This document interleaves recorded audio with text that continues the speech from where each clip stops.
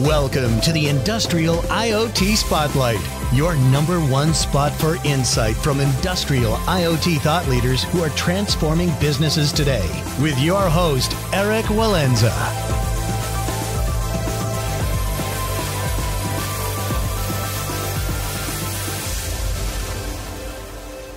Welcome back to the Industrial IoT Spotlight podcast. I'm your host, Joerg Storm, CEO of IoT ONE, the consultancy that specializes in supporting digital transformation of operations and businesses. Our guest today is Joerg Storm, CIO of service and parts for Mercedes Benz in Greater China. Mercedes Benz is a manufacturer of luxury sedans, SUVs, roadsters, convertibles, and other vehicles.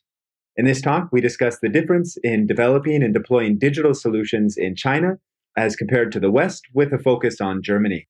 We explored the specific aspects of Chinese society that enable greater speed and flexibility, including demographics, mindsets, regulations, and competitive dynamics. If you find these conversations valuable, please leave us a comment and a 5-star review. And if you'd like to share your company's story or recommend a speaker, please email us at team@iotone.com. Finally, if you have an IoT research, strategy, or training initiative that you'd like to discuss, you can email me directly at erik.walenza@iotone.com. Thank you. Joerg, thank you for joining me today. Eric, thanks for the invitation. So this is a bit of a different topic than we would typically cover. Normally we're talking with a technology provider about a particular tech stack. Here we're really going to be discussing, let's say, the difference in approaches of technology development and adoption between China and in the West, but maybe with more of a focus on Germany, since that's where you're coming from. A Shanghai resident, I'm really interested in having this conversation with you. It's a topic that's always somehow on my mind. But before we get into the details, Joerg, can you just share a little bit of your background and help us understand why is this also a topic that's interesting to you? I'm working for Mercedes Benz here in China as a CEO for our after-sales divisions, plus I'm in charge for IT in Hong Kong and in Taiwan. And I'm now in China since around 4.5 years. And I'm now with Daimler around 20 plus years. So always in the area. I had different stages. I was in sales and strategy, in audit and in IT. I had already assignment 6 years in Japan. So I have now around 12 years Asia experience. So, and why this topic interests me, digital transformation topic, because the good thing, if you out of your hometown or out of your country, you always see something new. You see new things. You see the differences, things which you haven't seen or which you haven't recognized before. The good on the good side and also on the bad side. Different things. And I think this is, for me, living now here in Beijing, there's a big difference in doing things. So, Joerg, since you have a lot of experience working in Japan before you came to China, let's do first a little bit of a regional perspective. How would you compare the approach to digitalization in China versus what you saw in Japan? Japan is now for me also 10 years ago. I was finished my assignment there. I think from the mentality-wise, there's a very big difference of Japanese versus Chinese. And for me, the Japan experience assignment was at the beginning very difficult because they are very different. Japanese are very different to the Western culture in terms of all these intercultural theories you can read about. And for example, expression of your emotions and the facial expressions. This is very difficult.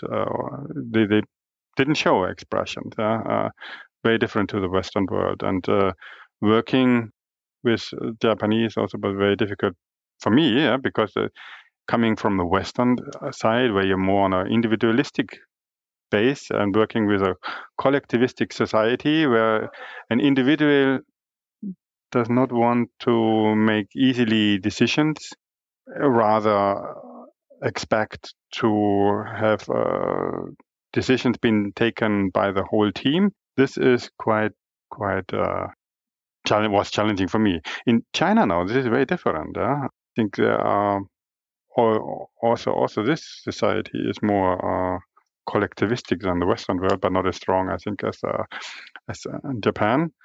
So this is closer to my working style. And the other thing what I different is the Japanese companies have a very high focus, or maybe also society, on quality expectations. And for example, if Americans are satisfied with an 80% solution, Germans are maybe want to have 100 or 110. Japanese, they expect 150 or 200%. Example, the ICE train, the high-speed train in Germany, we are very proud of, is never on time. Never on time. If you compare this to the Japanese Shinkansen, they're always on time. And only one example. And this is also different here in China, Japan to China. And I think this is maybe a lessons learned for me, that coming from Western world, maybe it's not always prior one target to get everything done 100% immediately. When the project starts, everything has to be ready, 100% perfect. Maybe sometimes it's enough to go in a 80% solution and improve, for example, the application software over time, like you see it in every app, in the Apple Store, for example, to get very fast to market. An example here for the differences, if you know the Berlin airport, our disaster infrastructure project took 14 years to build, 14 years, and China built the biggest airport in the world in 4 years in Beijing. And they're building 250 more airports in the next couple of years. So there is a difference. Yeah, and that's not software, right? That's that is hardware to some extent. Obviously, we have to look at this from different perspectives, right? So there's some areas where being the the American in the room here, using my kind of simplistic American perspective, we often think of the Japanese as the Germans of Asia, right? You have a very strong quality perspective. There's this kind of a joke. Japanese spend 80% of the time planning and 20% execution. Chinese, it's 20% planning, 80% execution. And I would kind of put the Germans maybe with the Japanese on this bias towards planning. So there's some areas where there's some similarities between maybe the Japanese and the Germans, and some differences between the Chinese and the Germans. Other areas where the stereotype might say that, the Chinese and the Japanese are both collectivist societies and the Germans are more individualistic. But I think when we get into the details of how people actually live their lives and work, these kind of stereotypes start to break down, and we see that there's a lot more diversity. And of course, in China, there's a lot of diversity between regions, between company cultures, between generations, and so forth. So maybe we can get into that diversity a little bit here and see how this impacts, on the one hand, the development of new technologies, and on the other hand, the deployment of them. So where's a good starting point? Maybe we can start with, what do you see about the Chinese way of working here that you like? What do you appreciate about the Chinese mentality? The colleagues I'm working here, and you're right, what you mentioned. This is oversimplified, maybe stereotype. I followed some intercultural theories. So it all depends on the person at the end, and the company culture also as a factor. So to answer your question, the persons I'm working here with, I think, are very different compared to Germans in general. And they not only look different, they also behave different. While we Germans, and this I can say because I'm German, we tend to focus on the problem. We very often are very critical. Also, I see this if I post something in LinkedIn, example, I get maybe positive comments from some persons, but if I get negative comments, this is very often, I think, from Germany. They are more critical. I think they are more critical than here in China. And if I talk to the team here in China, they want to get things done. They want to do things. And I don't know what the reason for this, but I can speculate on this. Some maybe maturity level and saturated level, and we can combine it with our soccer ex-world champions. They didn't really make a good match in the European Championship. Maybe saturated, too successful over the years. You're saying there's a certain hunger here. This is only an example, and I don't know if this is true, but yeah, they are hungry. They are hungry. If those people didn't have enough to eat when they are 30, 40 years ago and didn't have a water toilet, for example, they want to change something. They want to change. If they went 40 years ago, no one had a car and no one had a TV, they want to make sure that their kids have a better life. They want to change. They're hungry. And they think something where we are not in Germany, we're not so much anymore, I think. Example is some discussions. If you discuss on projects, it's very different discussion. Yeah, I thought it was interesting also the comparison you gave earlier around this Chinese colleagues maybe being more comfortable going to market with something that's 80% done. Because if you feel like something has to be 110%, it has to be above spec before we launch it to market, then naturally you're going to be looking for problems. Your mindset's going to be on what could go wrong here because you feel like you need it to be perfect when it goes to market. If your mindset is, okay, we need to get this good enough that the first users can basically make sense of it and then we'll improve it, then your mindset is much more around speed. It's much more around prioritizing the things that matter. And at least this is my hypothesis. So my hypothesis is that part of the German mindset has kind of been cultivated around, what we'd call OT or operational technology or hard engineering. And with hard engineering, you kind of need it to be perfect before it goes to market, because once you design the manufacturing process, build the spec, it's very complicated and expensive to change that. Whereas if you're dealing with software, you can put something out that's quite imperfect and you can do over-the-air updates and you can improve it day to day, right? Week to week, month to month. And that seems to be a bit more the mentality, although you could say that the Chinese also bring that mentality into hardware.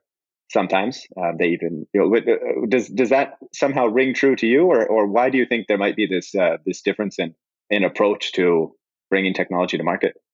I think they wanna get things done, and they don't focus on the problem. They work on the solution, and they do everything to get this done. Example is this the Berlin airport example, and we have a lot of those projects. Like there's another one example, Stuttgart 21, the railway station, underground railway station. This is delayed for years and costing billions of euro more than originally planned. Why? Because there's always someone who finds a reason that something is not working. Environmentalists, all very important. Data protection, also very important. But if you build an airport, there are always people around the airport which complain about the noise at night. It is true. For that individual person, this might be very bad to have an airport in the neighborhood. But for the society in general, it's a very good thing to have maybe a 24/7 airport around or an underground railway station. And I think in our society, Western world, democratic society, we listen to all the voices from everyone. Everyone wants to say something, wants to get heard. Everything wants to get reflected and considered. And yeah, I think this is different. They focus on what is good for the overall society and getting this done. And maybe there's a bigger picture. And I think my opinion. Yeah, well, that's interesting. That'd be a different way of looking at it. On the one hand is just looking at it, individuals trying to solve a specific engineering problem, right? And using different approaches. The second is the societal level where you have a large program. And then the question is, how many voices do you allow at the table? Do you prioritize everybody, or do you prioritize the few maybe that you might consider most important? And certainly, the Chinese political structure has a bias there that is different from Germany or the West in general. That's certainly impactful there. But what if we just, let's say that's more at the government level or the society level. If we're looking maybe in the types of solutions that you're working with, so things like mobile payments, bringing a new SaaS offering to market, something like this, do you also see significant differences in how these types of products that don't really get into that issue of individual versus society benefits? It's really just, we're both trying to accomplish the same thing. We're trying to meet a market demand, but how do we actually get that product out? What would you see in the differences of, if we think about this maybe from an engineering process, if you're working with a team in Germany versus a team in China, how might those engineering processes differ? I think this is here what I meant before. If I compare now the teams developing software, this is very different here compared to Germany. Maybe this is also because of the age difference. The people here are around 20 years younger in average in Germany and the location. And they're much faster. And I think also that overall there are not so many restrictions. In Germany there are a lot of laws and you have to comply with. For example, ANU, FAK, this means Fremdarbeitskräfte, how to work with externals together. Yeah, you're not allowed to work with externals together in your same office, for example, from a legal perspective. Or you have to consider 10 hours maximum working time, 11 hours resting time rule. Enforcement of those laws here is not as strict, I would say, as in Germany. The labor union is not as strict here as well. And I think also in Germany, the people, they care for their baby and they want to get the things done if they develop a software. But we always have to consider those legal perspectives. And here in China, we have more flexibility. There's much easier also to say we have to make a user acceptance test and we have to do this at the weekend. There's no one I need to ask if the team needs to work at the weekend. No one gets forced. Everyone wants to do it anyway by themselves. But I don't need any approval upfront of labor union, for example, or something like this. So they are not I think easier framework. We can be much more flexible in that sense. From working spirit, the Germans are also motivated, like the Chinese here, but it's a little bit different. I think we're much faster. When we do something here, we are much faster than in other locations. Yeah, no, I've noticed that myself. I mean, not to anger any clients who might be listening, but when we're working here in China, and and most of our clients are actually European companies, often it's actually the client who's asking us, hey, can we take a call, on Saturday, or can we do a lunch on Sunday and walk through this on lunch? And these are from big corporates where you wouldn't expect them to be doing this. And it's not the boss that's telling them, it's whoever's on the project team that's basically saying, hey, let's get this done. I've got some time Sunday afternoon. Let's do it then. And with Germany, you do. I mean, and this is kind of a nice thing about German society or European society is there's a very good quality of life. People really defend that. But when you're trying to get something done, you can really see, you say, we have an innovation project. We've got to get this done. We've got to get it out to market. And now you're taking 2 weeks of holiday and you're telling me that that you won't be online for the next 2 weeks. That's really going to put us, back, right? My Chinese team does not understand this. They don't understand when they work with the German colleagues together that all the time someone is not available. And compared to them, they have really much more vacation. Exactly. Yeah, because I think the mentality here is a little bit more, I'm on vacation, but I'm also available, right? I think there's a little bit of that work and life meld together. There's not such a clear distinction, which is, it's you can't say it's good or bad. But it's a different way, and it's certainly faster, right? When you're trying to get with them. What I also found out, you're right, not good or bad, just different, and you have to decide for yourself what you like more. So obviously on the data side, Europe, because of GDPR, has quite strict regulations. China is also starting to put in place stricter regulations. I think up until now, they've been very laissez-faire. It's been kind of letting the IT companies do something and then saying, well, if we don't like what you're doing, we'll tell you, but basically allowing them to act. But it seems like some of that is going to change. I'm not entirely sure what that will look like yet. But what is your sense? Do you see a significant change in terms of, let's say, the freedom to act or to use data and experiment in China? Or do you think that that'll still remain significantly more flexible than it does in the West? Definitely. The laws are getting enforced here now. We had here the cybersecurity law in 2018, which went live, which basically didn't allow to send any PII, personal identifiable information, out of China, and also which made it a little bit more difficult to, for example, operate a data center which is located in China outside from China. now there are new law, this data protection law, which is similar to the GDPR in Europe. So this will get stricter, and we as a company, we have to apply those. And there's quite some areas where we will be get affected. Not only we, everyone has to follow according to that law. Quite some work.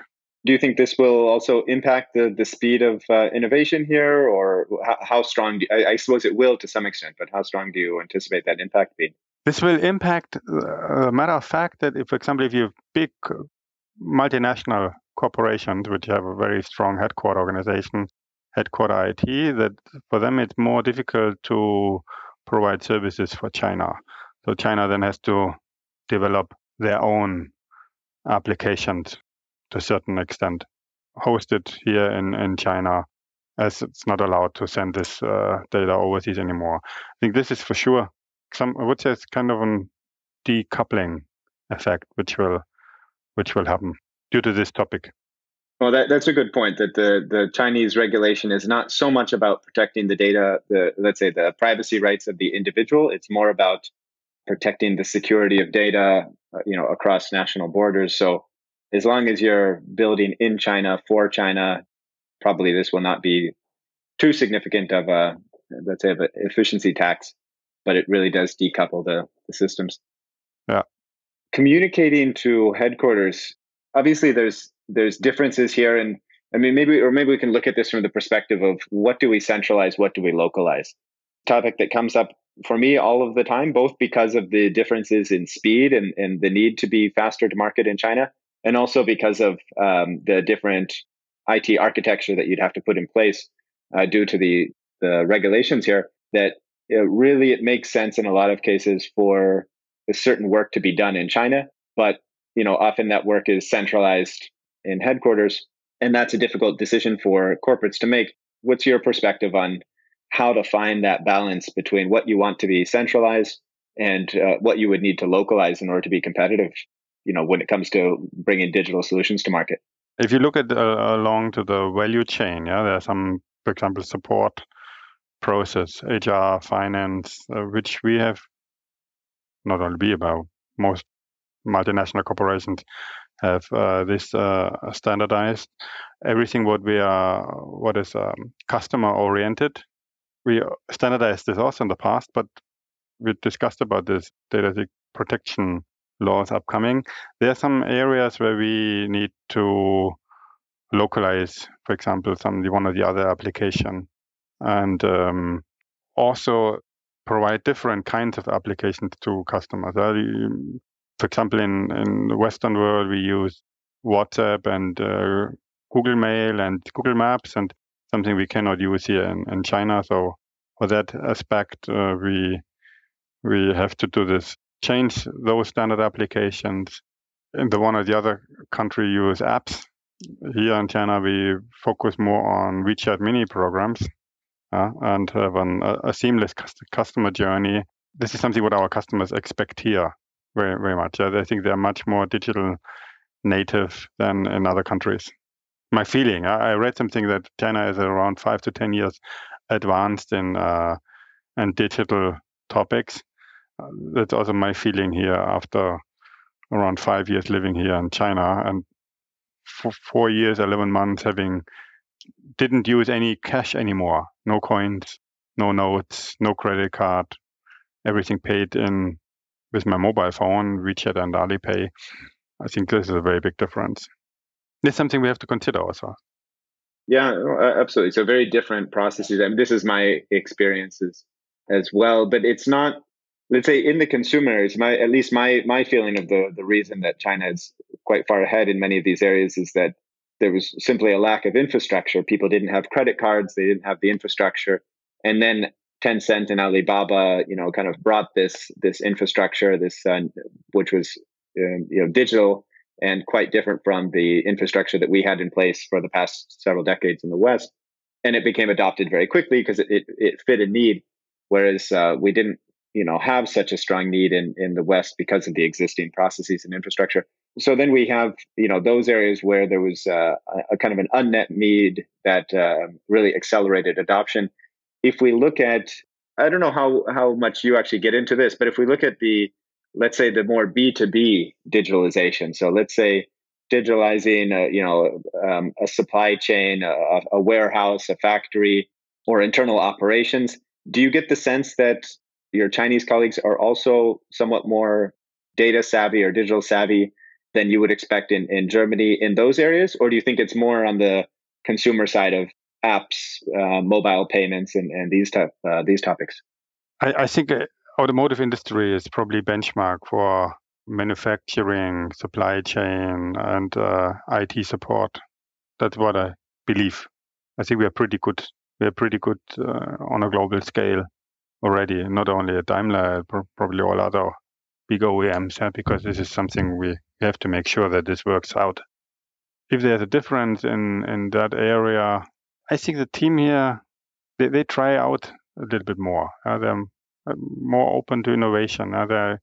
Because they're used to mobile and they're used to shop everything online. They are used to delivery food on a daily basis. I think a different expectation, a different experience. This is something what also our colleagues bring into our work here in B2B.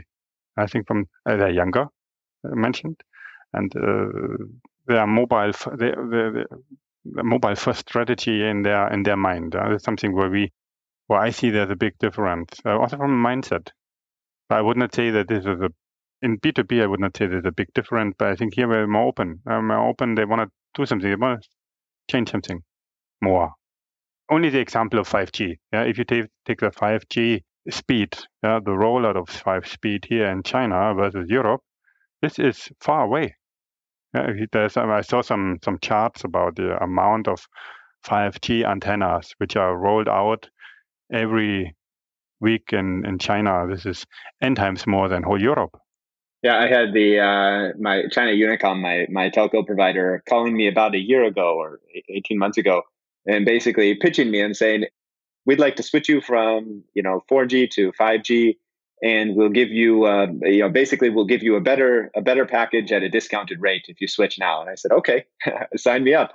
And so I've been on 5G for a good year or more, and I think it's a smart approach, right? They've made a national decision that they want to be leaders, and you have to get adoption, right? So there's, to some extent, there's also the guiding arm of the state there, which can kind of accelerate adoption. Yeah, I get just what you were saying about the B2B environment. I get a similar sense. So you have on the one hand, in Europe, if we're looking at let's say a SaaS solution that's doing some kind of data analytics, and then that needs to be visualized, and maybe people connect APIs and take some sort of action based on that. What we see is that often in Europe, you have a higher education level and people are better able to kind of navigate the technology. There's often maybe more experienced kind of competence on the shop floor in terms of doing the integration and so forth than in China. So in China, sometimes we'll have an issue of, okay, some of the maintenance operators, for example, they just have a high school degree and they're not so comfortable dealing with some of these solutions. So we have to look at how do we localize and simplify to some extent. On the education side, you could say advantage Germany. That said, when it comes to willingness to adopt, still often what we find is in China, people say, okay, I don't quite understand it, but let me try, right? Let's give it a try and let's see how this can work. And so there's still this a bit stronger willingness to adopt something. And again, when it comes down to processes, there's often the processes are not as solid, right? So people are often a little bit more willing to say, okay, let's challenge some of our existing processes and see if this new tool can help. Whereas in Germany, it might be the case where we say, well, we actually have a process that's been in place for the past 20 years.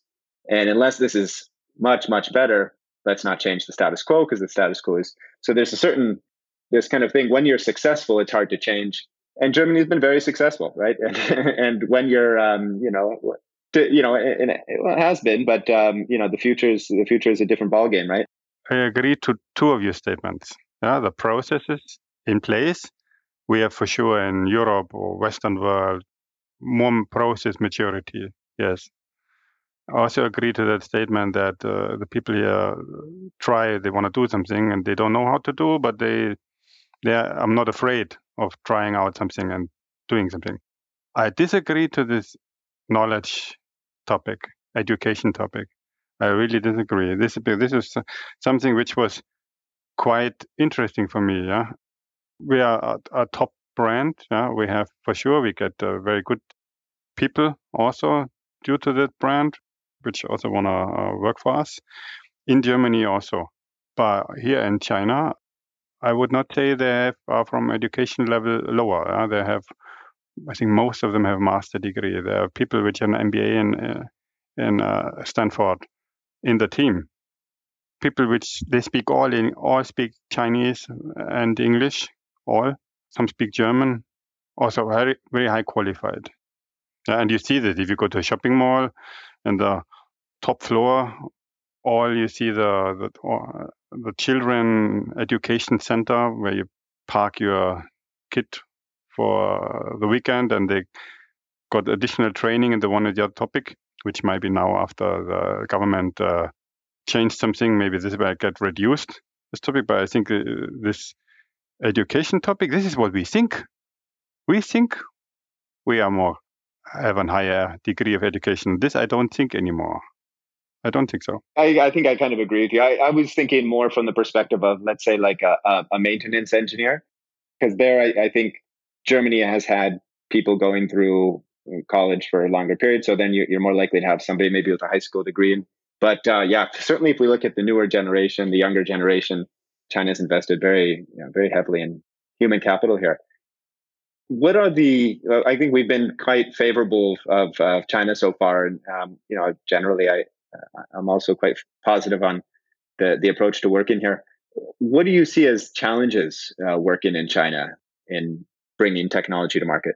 Challenges here, I think, is for sure to find the right people and to keep those people in the company, because this environment is so dynamic and so fast growing. It's very easy to get end jobs from other companies, maybe for a better salary. Might then have this 996 problem that you have to work from 9 morning until 9 evening, 6 days a week in other companies. But maybe then you have a double salary. I think this is really an issue also, to get qualified people which fit to the average salary level.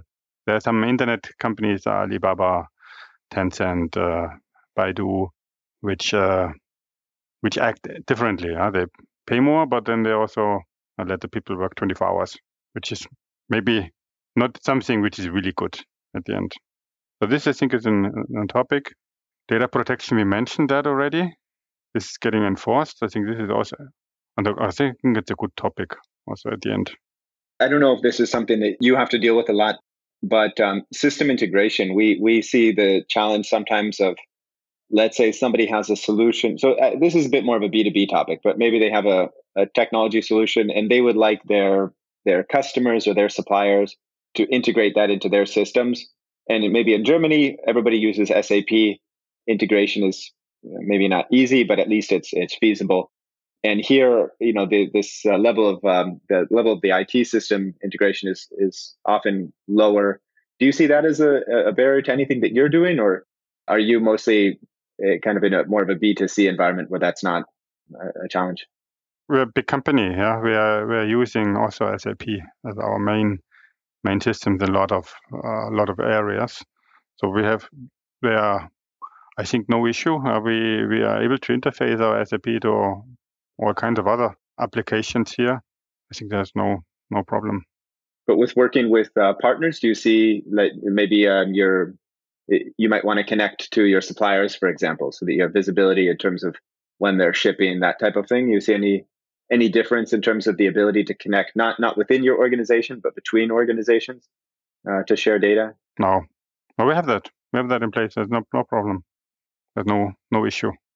Okay, so yeah, mostly what you're mentioning here, the regulatory side, and then human capital. Yeah, I mean, this is also what I see as the big challenge is retaining people, and it looks like there might be a bit of a culture shift coming where people are pushing back against the 996 a little bit, which I think would be a good thing for China. I think working hard is good, but you still need to somehow enjoy your life or have a life outside of that.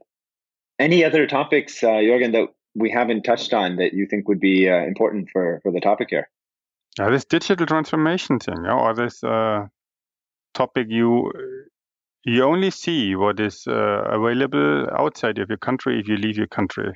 For example, for me, I didn't know that. For me, it was normal to drive into a parking lot with my car, take a ticket, the gate goes up, and I do my shopping, and then I have to go to this kind of a vending machine and put the ticket in, pay in cash. Rarely it takes the notes, and card payment is also not available.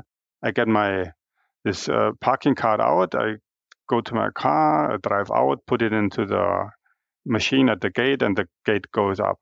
This is normal. That's a normal way in whole Germany, everywhere. And here, with your car, you drive to the parking garage, the gate goes up, it scans your license plate, you drive out, it scans your license plate, and you get the payment directly in your app. Done. This is super convenient and crazy that we don't have this. I understand there's probably, again, data protection topic. No one has to know where my car is. Another example, which is also in the parking area, parking at the street. You park here with your car in an area where it's allowed. It's a street, you go out, that's it. And you come back to your car, you drive away. And then you get a push message in your app, 12312 app in China, the traffic app. And you see two pictures. You say you see a picture, and it states from 12:38 until 1:25, you have been at that location with your car, and you have to pay that amount. This is crazy. Super integrated, super convenient. Because if you do this in Germany, you have to, again, this vending machine process comes. And we don't have this.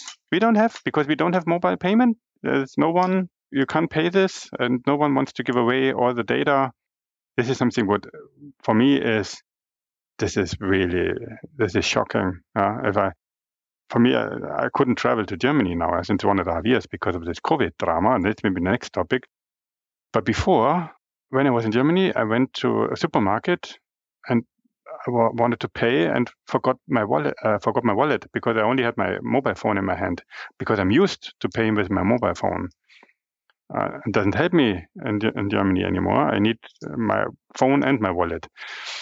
And there are some things here which are super advanced. I mentioned this ICE, this is a train topic in Germany.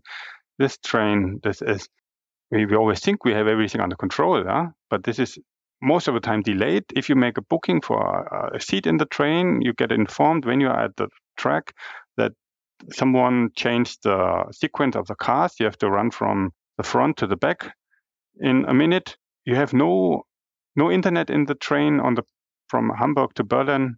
You cannot even make a phone call. And here you have in China in the train you take from Beijing to Shanghai, the train goes 350 kilometers an hour. You have 4G, full blown, you can work phone, everything, you can stream videos.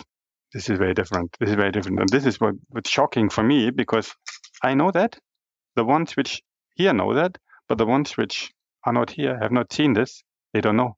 They all think everything is fine, which I think there's a lot to do. Joerg, when you can fly again, take a visit to Washington, D.C. It's a beautiful city, and take a ride on the Washington Metro, and it will make you feel good about the German transportation system again. Yeah.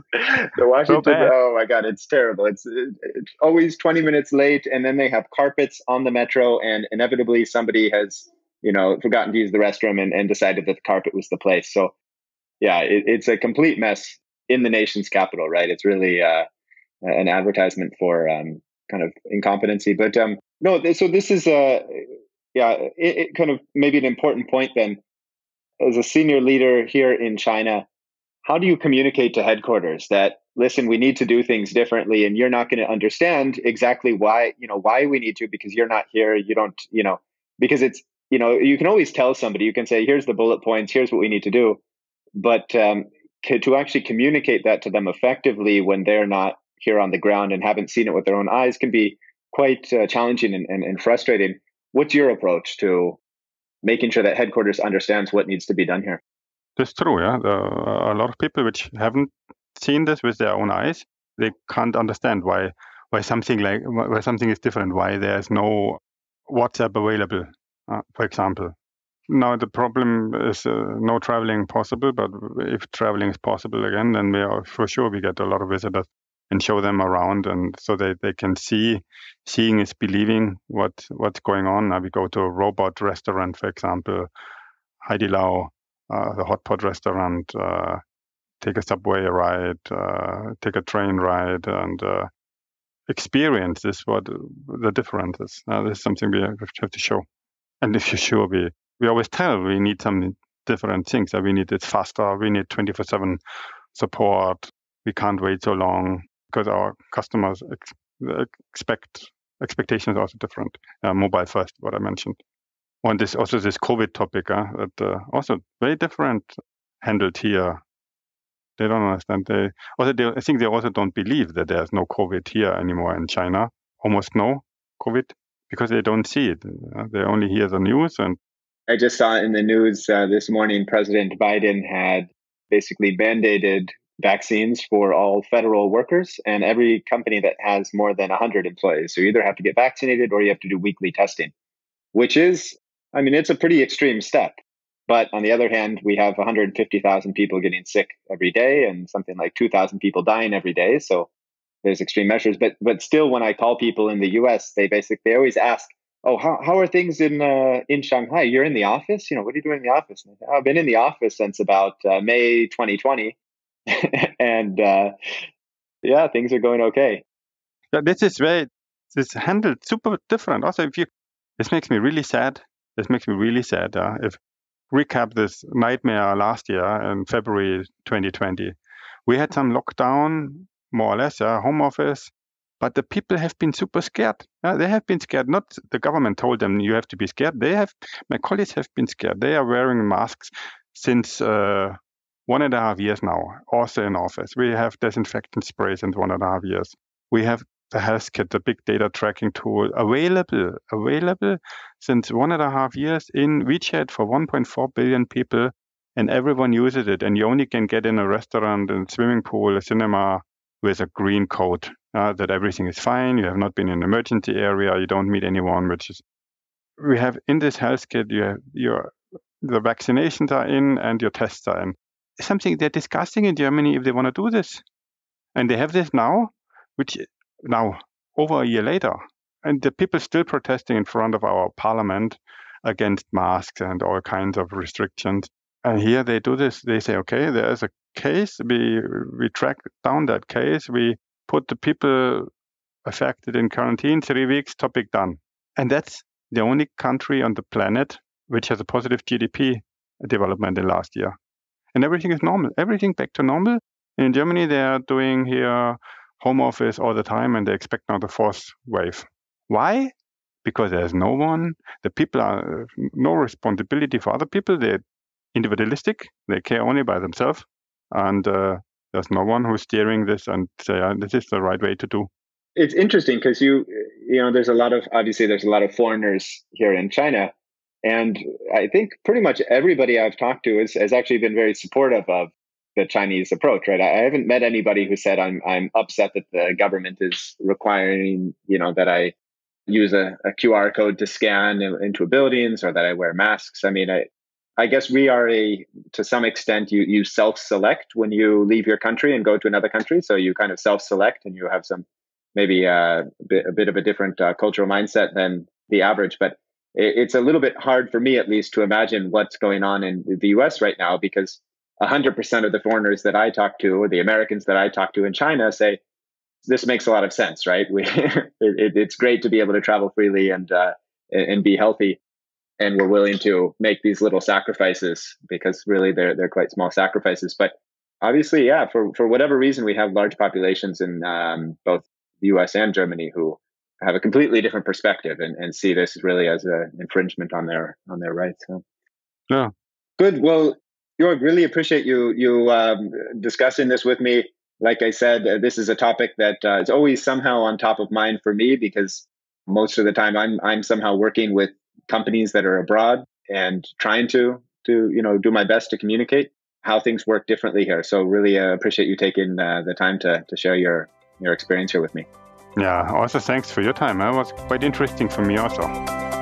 Thanks for tuning into another edition of the IoT Spotlight podcast. If you find these conversations valuable, please leave us a comment and a 5-star review. And if you'd like to share your company's story or recommend a speaker, please email us at team@iotone.com.